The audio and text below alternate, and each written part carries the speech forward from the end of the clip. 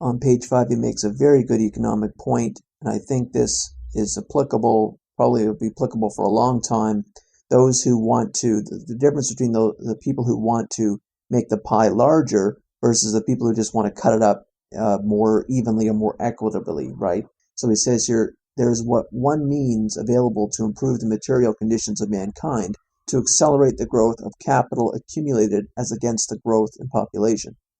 So take the first point, of course, that if we have a growing population, the growing population has needs, and those needs are either going to be met by consuming products already made or by consuming products yet to be made or that will be made.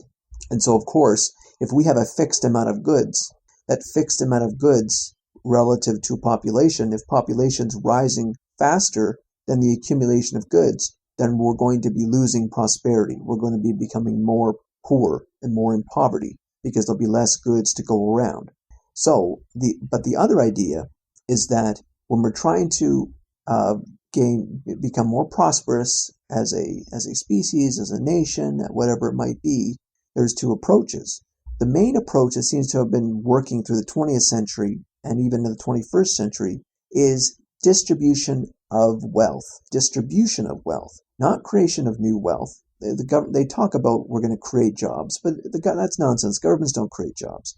There's been this idea that they're soak the rich, right? Eat the rich. There's too many rich people. We'll just take their money. So the road to prosperity is through theft. That's a main idea that's been going along for probably a century.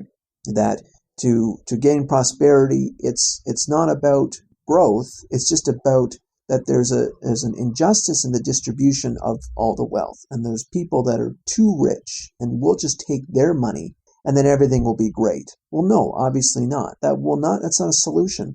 And the people who are more informed actually have looked into the statistics on this, and if you were just simply just to eat, I think it's like the first the 1%ers or even the first 5%, the wealthiest 5%, they would only pay for the state for, I think it was like 4 months of the year or something like that.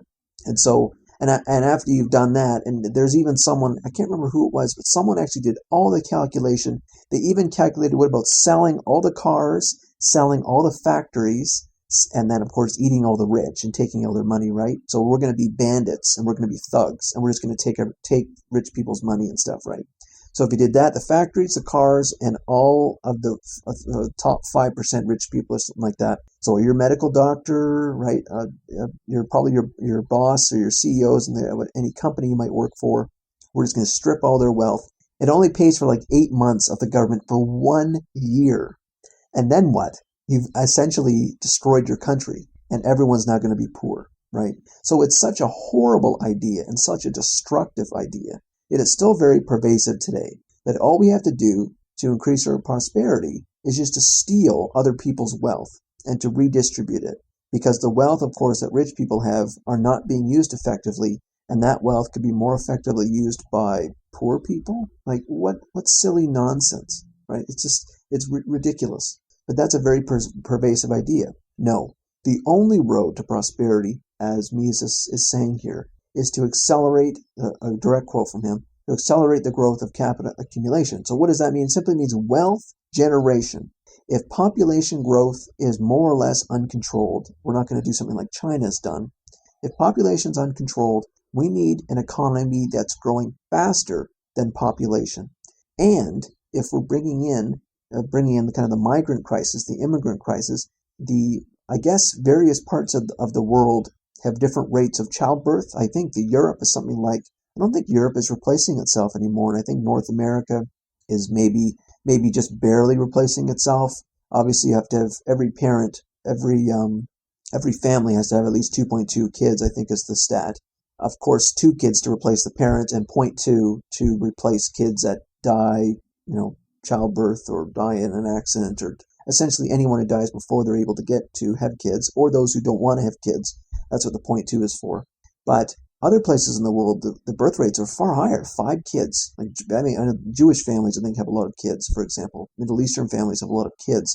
And so if you bring in those people who have lots of kids, the economy has to grow even faster to accumulate, to account for that increased population growth. and certainly the increased population growth over time, because if they're having a ton of kids and their kids are having a ton of kids, well, then that's a big deal. That's a jump in population growth. So the economy has to do even better when you have situations like that.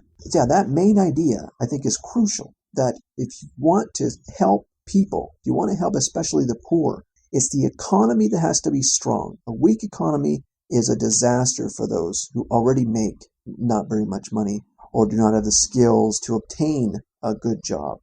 Yet the ideology today is simply just to go out and seek out, like a thief or a bandit or a thug, to go out and find where the wealth is and just take what's already there. Those people are thugs, and those people will not lead us to a prosperous and peaceful society.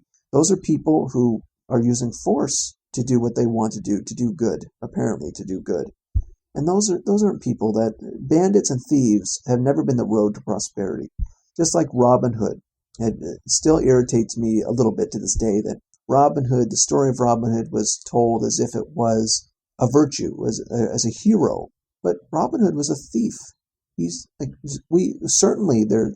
possible to accumulate wealth unjustly. You can have kings who steal from people, or banksters, as they're called, bankers who do dirty deeds. There's no doubt you can have people who have accumulated wealth unjustly, stolen wealth, engaged in fraud. There's all kinds of things. And of course, those people do not deserve their money. Their money isn't essentially theirs. It was stolen. So obviously, but Robin Hood wasn't stealing money that was stolen. He wasn't stealing it back, right? Two wrongs don't make a right. He was a thief. He was giving money away to people who didn't earn it and didn't deserve it. So, anyways, the essential idea, if you want prosperity, we need a strong economy and good sound economic policies. As Mises says, the road to prosperity is to accelerate the growth of capital accumulation as against the growth in population.